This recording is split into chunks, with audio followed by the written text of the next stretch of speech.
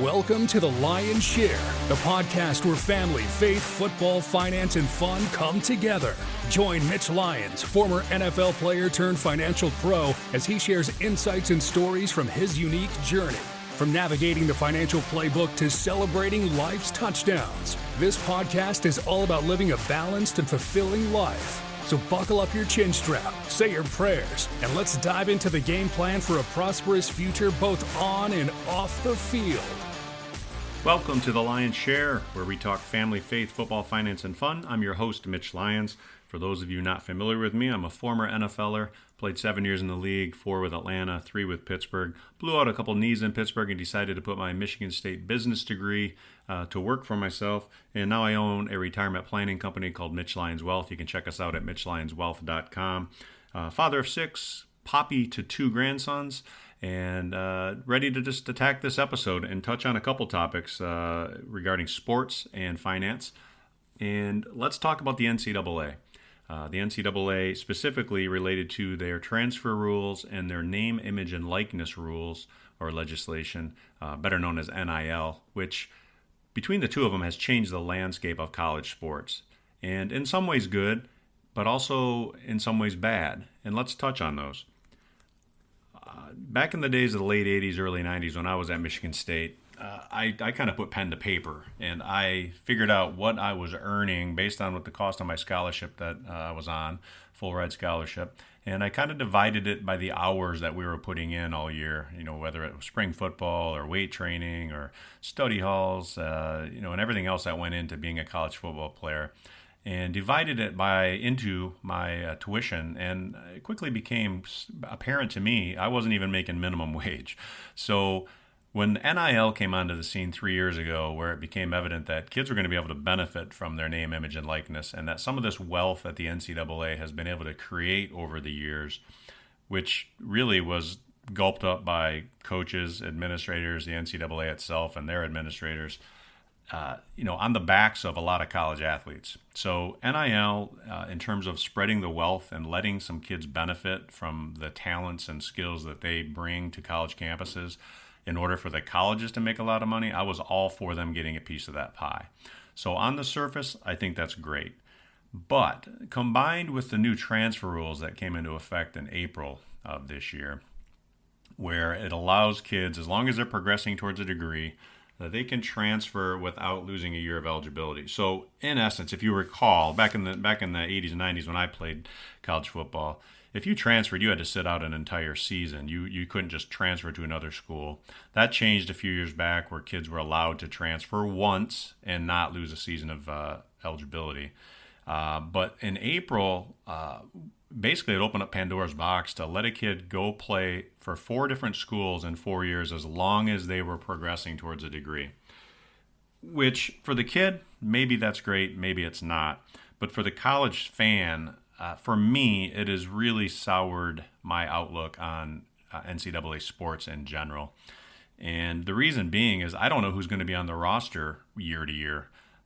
It's basically turned it into pro football. You've got bidding going on for these kids, which, again, I'm all for free markets. And I think there's a lot of good with the NIL deals. But now they're just using them as a recruiting tool.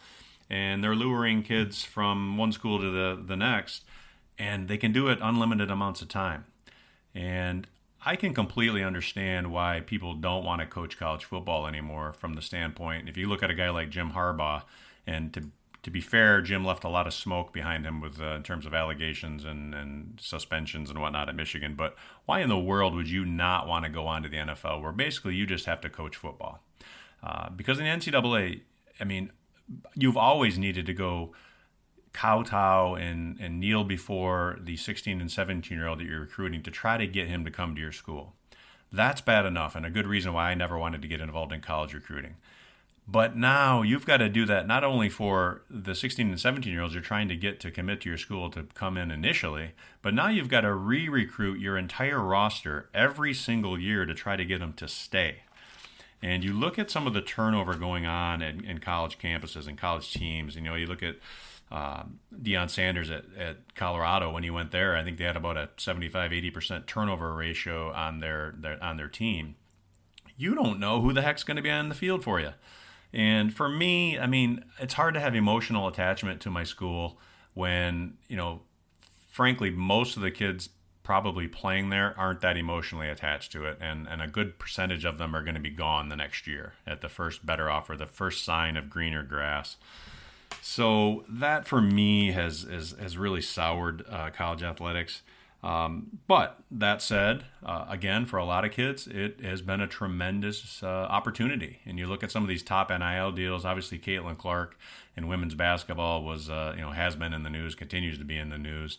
But I mean, she made a lot of money at Iowa her last couple of years there, and estimates of north of $3 million her last year at Iowa.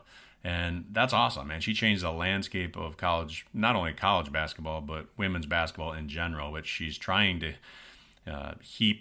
take the WNBA on her back and bring them higher. But it seems like a lot of the gals at the WNBA don't understand that how much Caitlin can help them, because there's a lot of negativity towards her, and I just don't get it. All boats rise with a high tide. She's bringing attention to that league that they frankly just did not have. But anyway, that's another episode altogether. But you look at across the college campuses, Shadur Sanders, he's reported to be the top NIL beneficiary. He's north of $4.7 million estimated this year from his deals. Arch Manning, who frankly hasn't even played a whole lot. He's got some big deals, and he's not even starting on his own college team at Texas. He hasn't even beat out Quinn Ewers yet, who also has some good deals. He's in the top 5 nationally. Most of the top earners are quarterbacks, to be expected, just like the NFL. That's the key position. But but that has trickled down. I mean, you were getting kids and getting some college or getting some pockets in the kids on college campuses, so they can not have to work all summer. A lot of them can anymore. Division I football is a full-time job. Back when I was there, that's the only time you could get a job. I needed a job. I needed to work every summer. Now with the full year-round participation, basically you're a full-time employee of the university. So it's great that these kids can get some deals, put some money in their pocket, even if they're not the huge kids like Sanders and some of the bigger names in college sports. But I think it's good. But the other bad thing on this, which just grinds my axe a little bit, is whatever happened to sticking to a plan and overcoming adversity and putting yourself above the problems that hold you down. And I look back at my time at Michigan State. I came in there in the fall of 1988, redshirted my first year. I barely saw the field, other than some special teams action. I barely saw the field the next 2 years. And I didn't actually start a game until the 4th game of my junior season. So I went 3 years and 3 games without really playing any meaningful minutes. And today, you'd be looked at as like, what are you doing? Why are you hanging around there? I mean, because the first sign that things aren't going your way, kids are jumping ship and going to the green grass. They enter that transfer portal thinking there's going to be a brighter pot of gold at the end of the rainbow, and a lot of these kids, they're on the outside looking in. They don't have a seat when the music stops. After all the transfers and new signees have found a seat on the merry-go-round, some kids are on the outside and they don't have a seat, and that's unfortunate. But geez, I think there's a lot to be said. Tom Brady said it well in his acceptance speech, the New England Patriots Hall of Fame. You might have heard that this week, where he talked about, he thinks everybody should play football because football is hard. And, sports is hard. When you're an intercollegiate athlete, it's hard, man. You've got to juggle your schooling, your time management. You've got to put the work in, man. It's not, nothing's handed to you. You've got somebody trying to compete and beat you out for your spot, for your playing time. Every single year, they're recruiting more new kids, and it's not easy. And to just not have the wherewithal to stick to it and battle, and you just want to leave the first time things aren't going your way. I don't know. It just doesn't sit right with me, and I think we're doing kids a disservice in a lot of respects. So on one hand, you hear me saying it's a good thing, NIL. I think the ability to transfer without losing a season, I think that's critical too, because things change. Coaches can leave on a drop of a hat. They get a better offer. They're out of there. So why shouldn't a kid be able to leave in that situation? And they did change that rule, and they allowed for that, which I think was one good thing the NCAA's done. I can't say they've done a ton good, but that was a step in the right direction. But this unlimited transferring, I don't know. I mean, it's really killed it. I mean, and maybe I'm just the old man yelling at the kids to get off my lawn, but I've just lost interest in college sports for the most part. I'll watch a game here and there, but I don't have the emotional attachment to Michigan State that I once had. It's really hard to.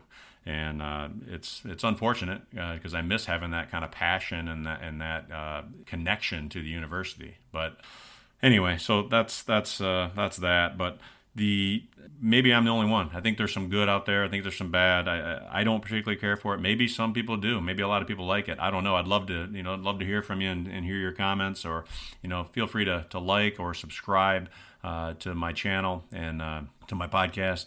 And you can hit me up on social media. You can go to MitchLyonsWealth.com and get all my social media connections. Love to hear from you there. See if you follow us on those mediums as well. We're coming on to the start of football and a new academic year, and we'll see how it goes. But for now, I'm going to sign off and just say I hope it works out. I just think there's a lot of kids that. I think it's good they're making the money, and unfortunately, I think there's just, like anything, there's a good and bad to everything. I just hope they consider both sides of the coin. And the kid that, sticks it out and grinds and overcomes, I tip my hat. And if a kid can leave and find himself a better spot and it works out for him, I think that's good too. But again, just as a fan, I think it's tough to be a fan anymore. But that's just me. I'm Mitch Lyons. You've been listening to The Lion's Share, and I look forward to talking again on our next episode with you. See ya. Thank you for joining another episode of The Lion's Share. We hope you found value in our discussions on family, faith, football, finance, and fun. Don't forget to subscribe and leave a review if you enjoyed the show. Connect with Mitch on all social media platforms at MitchLyonsWealth.com. Until next time, remember to protect your wealth, cherish your loved ones, and live life to the fullest.